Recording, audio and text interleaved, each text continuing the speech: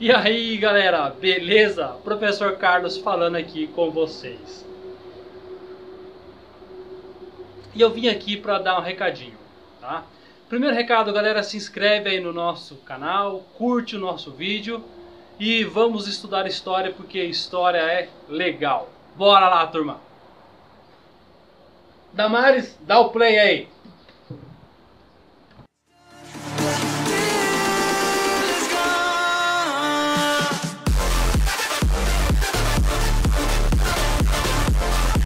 E aí galera, beleza? Vamos lá então para a nossa aula sobre o Egito. E a aula de hoje ela é mais que especial. Temos aqui um chimarrão aqui para acompanhar nosso conteúdo. Então hoje o bicho vai pegar, meu irmão. Se segura aí, tá? Essa aula aqui é sobre sociedade egípcia, né? Lá na nossa outra aula a gente conversou um pouquinho sobre a formação do Egito, sobre a importância do rio Nilo, falando sobre os nomos e tudo mais. Então, se você não lembra, volta lá, dá uma olhada naquele conteúdo de novo e depois você vem para esse vídeo, beleza? Se você já está sabendo tudo sobre o Egito, tô brincando. Bora lá então falar um pouquinho sobre a sociedade egípcia, beleza? E a sociedade egípcia ela tinha uma certa hierarquia, né? Quem estava no topo da sociedade egípcia, obviamente, era o faraó, tá? E aqui é interessante a gente já fazer um comentário, né? Quem que era o faraó na sociedade egípcia, né? O faraó ele não era apenas um líder, né? Ele não era apenas um rei, mas ele era considerado um deus. Eles consideravam o faraó um deus vivo. Então ele não era simplesmente um rei, alguém que chegou no poder porque o pai já era rei, porque vinha de uma família. Não, ele era considerado um deus, tá? E essa informação é importante para a gente entender algumas coisinhas lá na frente, tá bom? Mas abaixo do faraó, quem é que vinha? Abaixo do faraó você tinha um grupo de pessoas que também eram extremamente importantes no Egito, tá? Eram eles os escribas, tá? Eram eles os sacerdotes, eram os generais, tá? Os caras de mais alta patente, os comandantes de tropa e tudo mais, né? E os nobres ali, né? A grosso modo eram famílias extremamente importantes, algumas delas também pertencentes, né, à família do faraó. Então você tinha essa galera que era muito importante, tá? E por que o sacerdote era importante? O sacerdote, a grosso modo, ele era o cara que se comunicava com os deuses naquela sociedade. Então eram eles que faziam sacrifícios, eram eles que celebravam casamentos, eram eles que celebravam os funerais, eram eles que traziam mensagem para os deuses. Então eles tinham uma questão muito importante na sociedade egípcia, ainda mais porque eles eram extremamente ligados com esse lance de religião, né? Os generais, obviamente, eles tinham esse poder porque os caras comandavam o exército, né? Tinham um poder ali, o poder militar na mão deles, né? E os escribas, vamos falar um pouquinho sobre eles, né? Eu falo escribas, né, e você já deve estar pensando assim, os caras que dominavam a leitura e a escrita, não só a leitura e a escrita, mas os caras também calculavam, ok? E os escribas, eles trabalhavam tanto para o governo, como trabalhavam para os sacerdotes, né, como também trabalhavam, né, para grandes comerciantes. E os escribas, eles tinham funções importantes naquela sociedade, como, por exemplo, cobrar imposto. Eles que faziam a cobrança dos impostos, eram eles que registravam, né, a produção de alimentos, eram eles que registravam a quantidade de animais que haviam no reino, eram eles que registravam que cada um deveria contribuir, quanto que foi contribuído, quanto, né, que o reino precisava. Então os escribas eles eram caras assim bem importantes naquela sociedade, ok? Então você tinha abaixo do faraó esse núcleo aqui, esse grupo de pessoas, né? Escribas, sacerdotes, generais e nobres, eram pessoas extremamente importantes, ok? Abaixo deles você também tinha um grupo também de pessoas, tá? Não era tão importante, não eram tão privilegiados que nem os nobres, que nem os sacerdotes, mas era um grupo importante, tá? Artesãos, comerciantes e militares. Por favor, criançada, não vai confundir esses militares com generais. Mas é tudo exército, é tudo a mesma coisa. Mas não é a mesma coisa, tá? Quando eu ponho militares aqui nesse grupo, eu estou falando da galera de baixa patente, soldado, o cara que é a bucha, entendeu? O cara que menos fala, que menos é autoridade no exército, o cara que pega a espada lá e corre para cima do inimigo lá e morre. É esse cara aqui, ó, são os militares. Era o pessoal recrutado, o pessoal que, né, não tinha tanta importância, assim, vamos assim dizer, naquela sociedade. Generais não, generais vinham de famílias importantes, não é qualquer um que ia virar general naquela sociedade também, tá? Ainda mais porque a sociedade egípcia ela tinha uma característica muito interessante para a época, tá? Dificilmente, cara, era raríssimo alguém sair de um grupo social e ir para o outro. Não existia isso, um militar, o cara sair daqui e virar um general.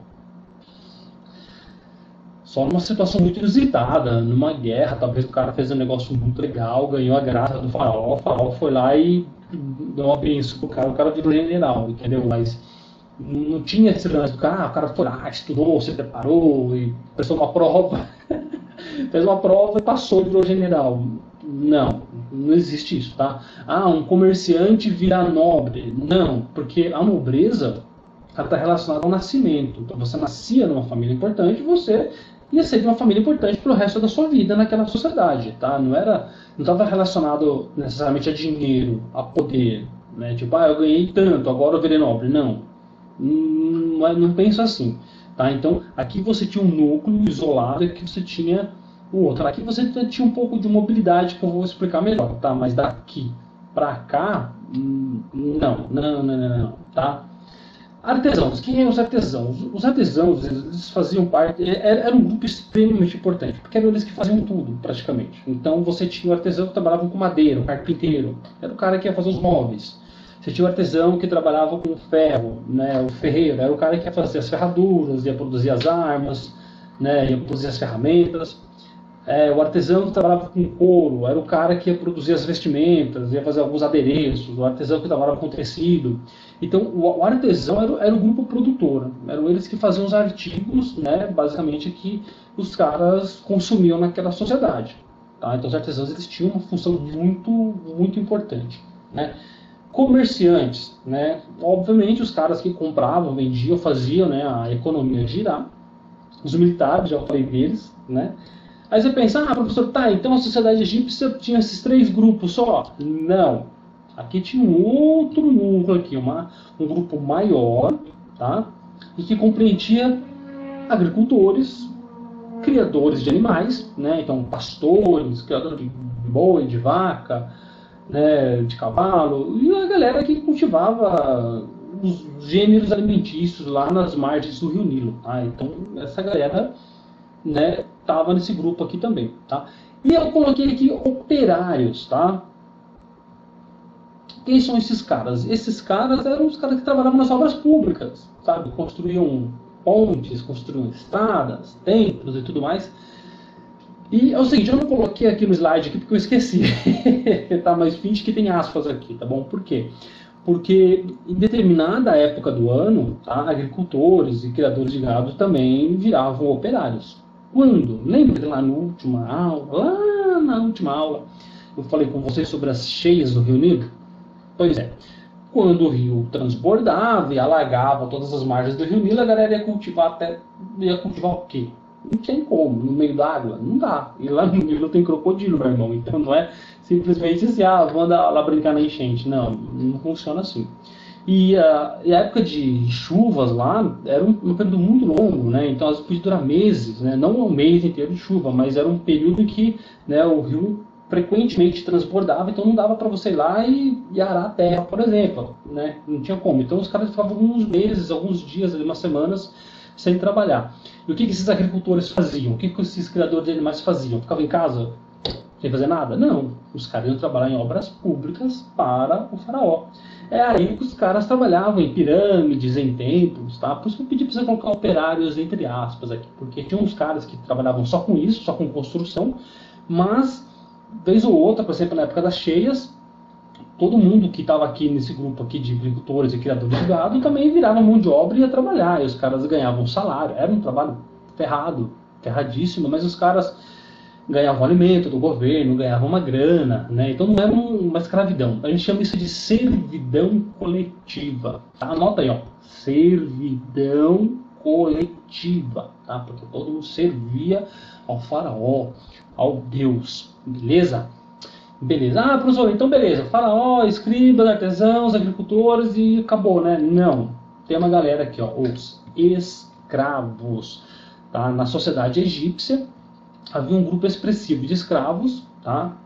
A economia não era assim tão dependente dos escravos como a gente vai comparar lá na frente com Roma, por exemplo, que os escravos eram mega importantes, tá? Mas eles tinham sim uma expressividade, né? Eles faziam parte da sociedade egípcia, muitos egípcios tinham seus escravos e tudo mais, tá? Então eles vinham aqui na base mesmo da pirâmide, beleza? E por que eu falei aquela hora para você de mobilidade social? Porque, por exemplo, daqui dessa base, né, agricultores, criadores de animais, operários, daqui você talvez conseguisse chegar até aqui, né, vindo de um comerciante, um militar, se alistando no exército, né, desenvolver uma habilidade de ser um artesão. Então, né, daqui para cá você poderia ter uma mobilidade. E daqui para cá também, né, você podia despencar até aqui e se tornar um escravo, meu irmão, né? Na sociedade egípcia você tinha essa pequena mobilidade aqui na base, tá? Ah, mas como, professor? Como assim? Eu vou explicar para vocês. Ó, se liga, vamos entender esse lance da escravidão aqui, como é que a coisa funcionava lá. Qual que era a principal maneira, né, de se tornar escravo na sociedade egípcia? Vamos supor que você estivesse querendo se tornar escravo lá na sociedade egípcia. Qual era a sua primeira possibilidade? Era essa daqui, né? Ser capturado em guerra. Então os egípcios viviam entrando em guerra, e naquela época, né, cara, essas sociedades antigas, meu, o pau comia mesmo, né? Então tinha guerra e a coisa acontecia. Então quem era capturado em guerra virava escravo. Ponto.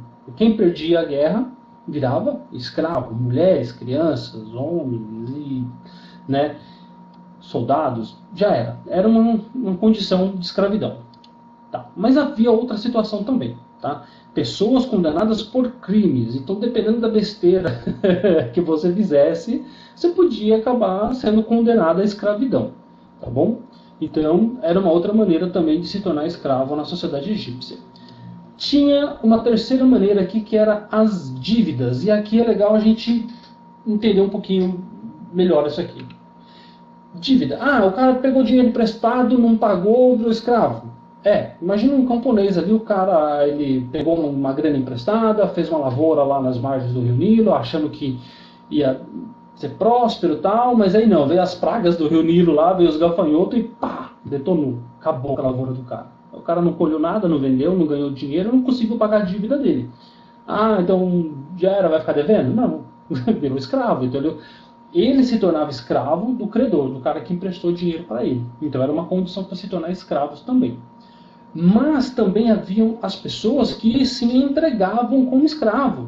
Nossa, professor, mas como assim o cara... eu quero ser seu escravo? Bem assim, o cara batia na porta do outro. Tu não tá precisando de um escravo, não? Ah, não sei, por quê? Ah, porque eu queria ser seu escravo. Quer ser meu escravo? Mas é maluco isso, mas acontecia. Por quê? Porque haviam períodos de secas, períodos de fome, né, cara? Tem uma história bem legal para você se inteirar sobre isso daí. Na Bíblia, lá no Velho Testamento, tem a história de José do Egito, né? José do Egito. E o período dele ali narra um período de muita fartura no Egito e depois um período de muita fome, né? E ele resolve isso lá, né, estocando alimento e não tem fome, né? Mas essa história mostra pra gente que era comum na história do Egito passar por períodos de fome, de miséria, né? O Rio Nilo em alguns momentos chegou até mesmo a secar, pra você ter uma ideia, né? A ter a oferta de água muito limitada.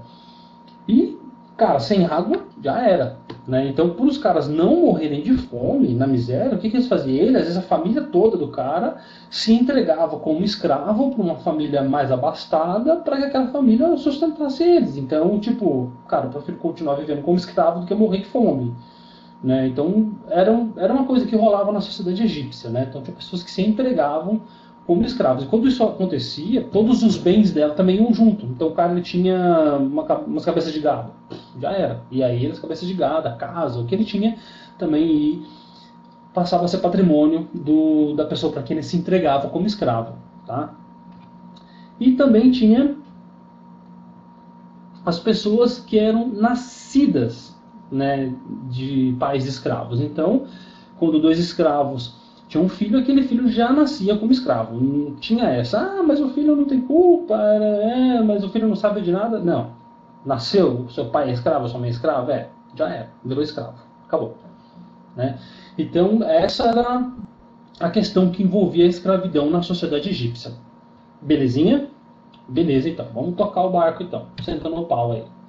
Vamos falar aqui do nosso próximo assunto, então, que é religião no Egito Antigo. E esse assunto ele é muito interessante porque ele desperta muito a nossa curiosidade, né, cara? Quando a gente fala dos deuses, das múmias, né, cara? Quem viu meu vídeo da Mesopotâmia viu que eu prometi que eu ia falar sobre múmias e chegou a hora, mano.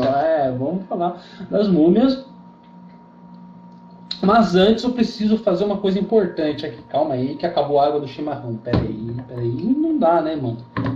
Pra dar aula sem chimarrão, velho. Não dá. Então vamos lá, vamos colocar água aqui.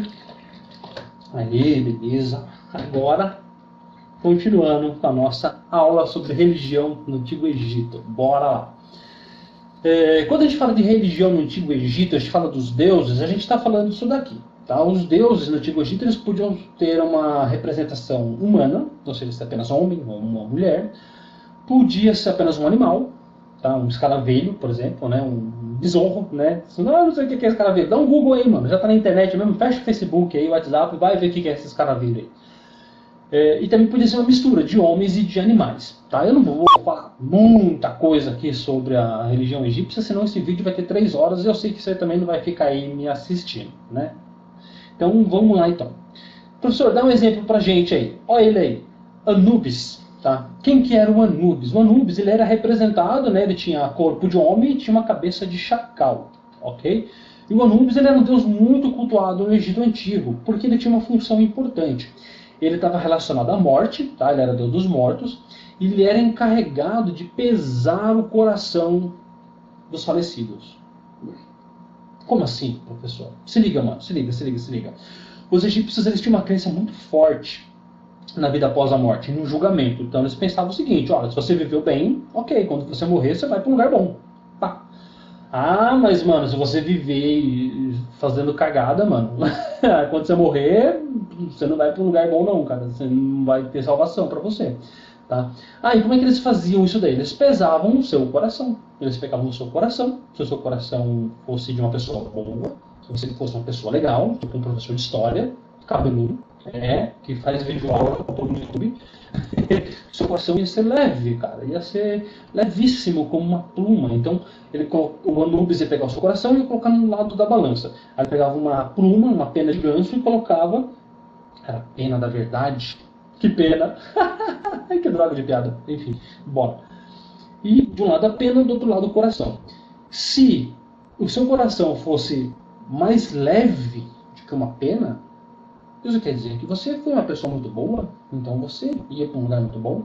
Agora, se o seu coração fosse mais pesado, já era, meu irmão. Você não ia para um lugar muito bom, não. Tá? E quem ia fazer a pesagem ali era o Anubis. Professor, mas era o Anubis que decidia... Calma, eu vou chegar nessa parte aí, tá? Antes eu quero falar de um outro deus para vocês. O Osíris, mano. Olha só que legal. O Osíris, ele tem essa representação aqui. Vocês estão vendo que ele não tem chifre, não tem corpo de boi, não tem nada. É um ser humano, né? Como qualquer egípcio era naquela época, tá?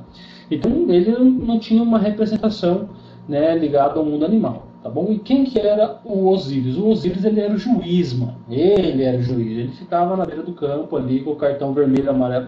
Que droga de piada. Esquece isso. Cancela isso daí. Não, ele era o juiz. Ele era o cara que ficava lá no trono, olhando ali pro teu coração e pra pluma. O coração tá legal, beleza, ó, pode passar. Assinava aqui. Não tá não. Manda embora. Descarta. Esse não passou. Né? Então, o Osíris, ele era o cara que julgava. Tá? Ele era o cara que tinha esse papel aí, e ele era um deus também muito cultuado no Antigo Egito também. A galera curtia muito ele lá também. Tá bom? Vamos falar de outro deus aqui, o Ra. Mano, O Ra, ele era o deus do sol. O que os egípcios acreditavam? Eles acreditavam que esse movimento, né, cara, do sol, né, que a gente consegue perceber aqui da Terra, porque na realidade não é o sol que se move, né, é a Terra que se move, mas os caras eles falam, esse movimento aí, né, do sol aí no céu não é à toa. Por quê? Porque o sol está num barco, olha que legalzinho aqui, o barquinho, né, do deus Ra, e o deus Ra leva o sol pelo céu, né, cara. Então os caras acreditavam, né, nessa teoria aí. Então para eles o Ra, ele era o responsável pelo sol, e o sol, cara, sem sol não tem vida. Então era um deus extremamente importante, cara. Era o deus que cuidava da vida, era o deus responsável pela existência das coisas e tudo, pela fartura e tudo mais. E ele era representado assim: corpo de homem e cabeça de falcão. Beleza? E ele tinha outros símbolos que representavam ele, a visão, né, cara? Porque lá de cima, o sol, vê tudo, sabe de tudo, ele é meio onisciente, né? E tudo mais. Beleza? Então esse era o deus Ra. Ha! Zoei, trolei, esquece isso, vambora. Né? E, né, já falei aqui que ele era responsável por garantir, né, a vida como? Com o sol, né, em seu barco, ok? E eu não vou entrar muito aqui mais na questão dos deuses, tá? Porque tem deus pra caramba, você pesquisa aí na internet e seja feliz com isso, tá bom? Eu quero falar de um outro aspecto agora, mas antes do chimarrão. Eu quero falar de um outro aspecto agora da religião egípcia, que é a mumificação, cara. Vamos falar das múmias, mano, tal. Aqui, ó, nós temos um sarcófago, tá? Era assim que a múmia ficava no final, depois que todo mundo já embalsamava ela, tá? Embalsamar, professor, meu Deus, o que é isso? Mano, tem uns vídeos legais no YouTube sobre embalsamar aí, mano. Os caras arrancam os órgãos assim, colocam os negócios lá e pesquisa aí, pesquisa. Eu não vou falar aqui porque senão o vídeo vai muito longe, tá? Mas era assim que a coisa ficava, tá? Mas se a gente abrisse ali a múmia e tirasse esse pano, como é que ia estar? Ia estar um negócio assim. Que beleza, né? Tô brincando, tomando. Essa aqui é uma outra imagem, essa aqui não é o interior daquele sarcófago, tá bom? Mas é só para vocês entenderem, beleza? Por que os egípcios faziam múmias? Por quê? Porque era legal, não tinha nada para fazer lá, mano. Só tinha crocodilo naquele rio, não dava para nadar, os caras, vamos fazer múmia? Não tô zoando, brincadeira. A múmia tinha uma questão muito importante na religião egípcia, porque eles acreditavam que na vida após a morte eles iam precisar disso, do corpo. Eles achavam que precisavam disso, né? Então se o corpo se desgastasse, fosse decomposto, né, ao ser enterrado, a alma ia ficar meio perdidona lá do outro lado, cara, né?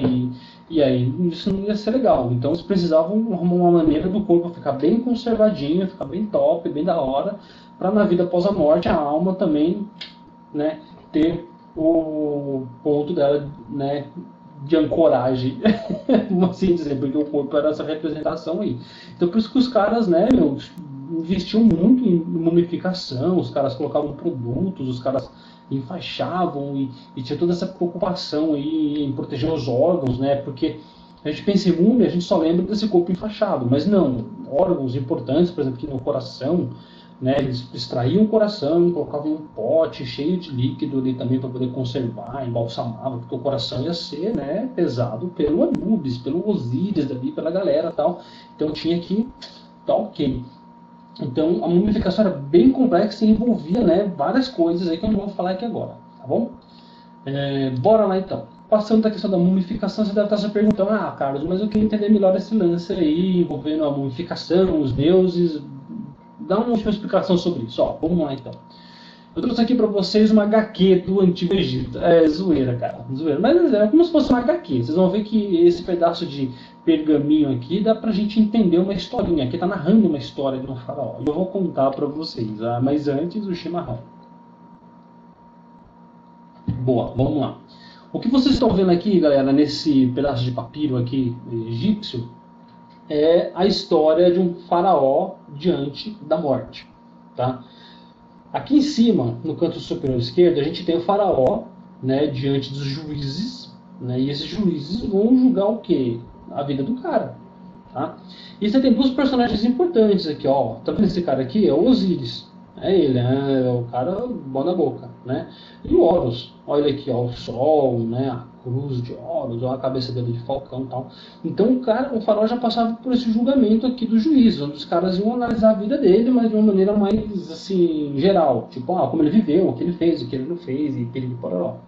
Aí, nessa historinha aqui, o que aconteceu? Ele já passou por essa primeira fase. Os caras deram joinha, deram like na vida dele, né? E ele saiu daqui e veio pra cá. Aqui, ó, quem que tá conduzindo o faraó? O Anubis. Lembra dele? Então.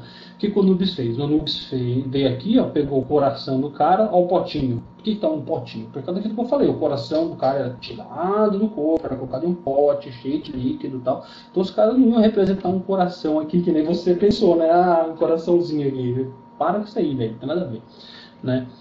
Um coraçãozinho aqui no poste do outro lado da pluma. Então ele está aqui verificando aqui e tal, se está tudo certo, se não está, periri, pororó.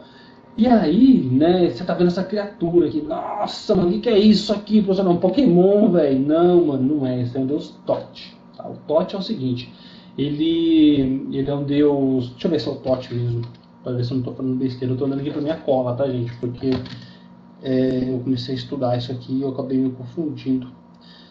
Deus da sabedoria. Não, desculpa, olha, também só tava falando besteira, mano. Não é o deus Thoth, mano. O Thoth é o deus da sabedoria. O Thoth é esse cara aqui, ó. Tá vendo, ó? Esse bicão aqui, tá? O Thoth é o deus da sabedoria, eu já vou chegar nele já, tá? Esse aqui é o deus Suco. Suco? Que suco? Toca aí. Cala a boca. Não é nada a ver. O deus Suco, tá? E o que esse cara fazia? Esse cara aqui, ele era responsável por devorar sua alma. Então se você fosse reprovado nessa avaliação aqui do Anubis, cara, já era, mano. Ele devorava sua alma aqui e acabou. Independente do seu corpo estar lá conservado ou não, já era, meu amigo. Acabou pra você, tá? Então era isso que acontecia. Mas, olhando aqui a história em quadrinhos, a gente tá vendo o quê? Que o coração do cara está mais leve do que a pena, mano. Olha, então vocês vão falar, muito bom. Né? Eu acho que ele era professor de história também, né? Olha que coisa legal. Ele só não era cabeludo, né? Não, até que era também, mano. Ele era um cara legal. Acho que foi por isso que o Anubis deu um like na vida dele também. Então vocês estão vendo aqui que a balança ela tende mais para o lado da pena. Então ele foi aprovado. Aprovado, ele passou para o próximo nível. Aí sim, tem o Deus Thoth aqui, né? O Horus está aqui de novo, né? Mas por que o Horus, pobres? Esse Horus é importante? Claro, mano. Ele é o Deus Sol, mano. Ele é o cara que irradia a luz dele no mundo. Ele é um cara importantíssimo, certo? E aí esses dois caras estão aqui, né, esse que está registrando, né, tipo, olha, foi aprovado por ele, pororó, e o Horus está falando, olha, segue por aqui, mano, vai por esse caminho. E quem é que tá aqui, mano? É ele, né, mano, o Osíris, mano, tá lá no trono dele, né, com as armas reais, né, com as mulheres aqui, e esse faraó tá indo pra lá pra conhecer o cara e ter uma vida de bonança, quer dizer, uma vida, o cara já morreu, né, uma vida após a morte, você entendeu, né, e tem uma vida muito boa lá, do lado do Osíris. Olha que belezinha, né? Então essa é uma HQ, mano, uma história em quadrinhos, brincadeira, esquece isso, tá? Isso aqui é um papiro, negócio, né, mais sério, não fala HQ, porque não é legal. Né, pra gente entender como é que a coisa funcionava. Ah, professor, mas e esse monte de pichação aqui? Isso aqui não é pichação, filho, isso aqui... Essa aqui é a escrita egípcia. Que escrita que é? Como é que funciona? Como é que não é? Eu vou te contar agora. Olha que beleza. Nossa, esse barulho que chegou mensagem no meu celular, turma, mas eu não vou ver não, tá? Porque eu tô usando ele como webcam. Eu espero que não tenha cortado muito o áudio aí, tá? Me perdi aqui agora.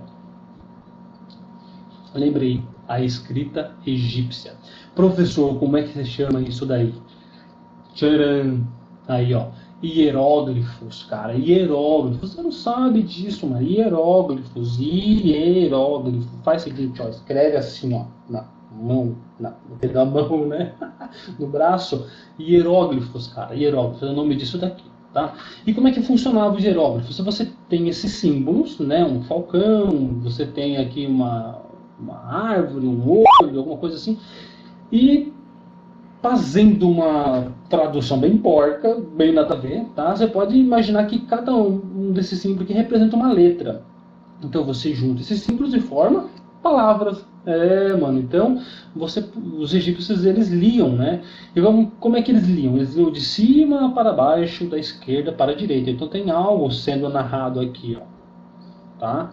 Então, cada símbolo desse aqui representa uma letra, eles formavam tudo isso daqui para juntar palavras, tá? Outra coisinha, no Egito não tinha só hieróglifos, tá? Hieróglifos é a coisa mais Nutella que a gente fala sobre o Egito, assim, tá? Tinha outras formas de escritas também. Tinha, por exemplo, deixa eu olhar aqui na minha família de novo, que eu também não sei, mano. Olha que pouca vergonha, cara. Né? Demótico, mano. Né? Hierático, que são outras formas de escrita muito mais cabulosa, entendeu? Mas você pesquisa aí, mano. Pesquisa aí. Agora pra escola é mais isso aqui mesmo, pra um vestibularzinho, pro Enem, tá bom já. Né? Hieróglifos. Beleza? E aí, ó, eu trouxe um exemplo aqui também pra vocês. Alguém aí na internet que não tinha o que fazer da vida, né, mano? O que o cara fez? O cara começou a fazer umas traduções aí. Ah, então quando é um falcão, representa a letra A. Uma canela, né, um pé, representa a letra B. Uma tigela, a letra C. Uma mão, a letra D.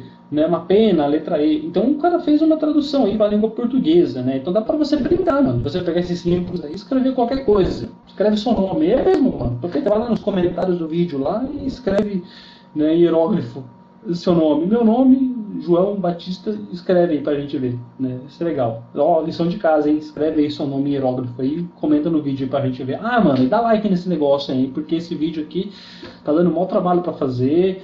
Fiquei a tarde inteira aqui produzindo isso, dá um like aí e compartilha o vídeo com alguém, hein? Senão eu vou te reprovar, mano. Você vai ver só. Continuando. Passando um pouquinho do nosso assunto aí. Opa, já foi. Terminou a aula. É isso mesmo, galera. Eu falei com vocês um pouquinho aqui sobre a sociedade, falei um pouquinho com vocês sobre a religião egípcia, né? E terminamos aqui falando sobre a escrita, ok?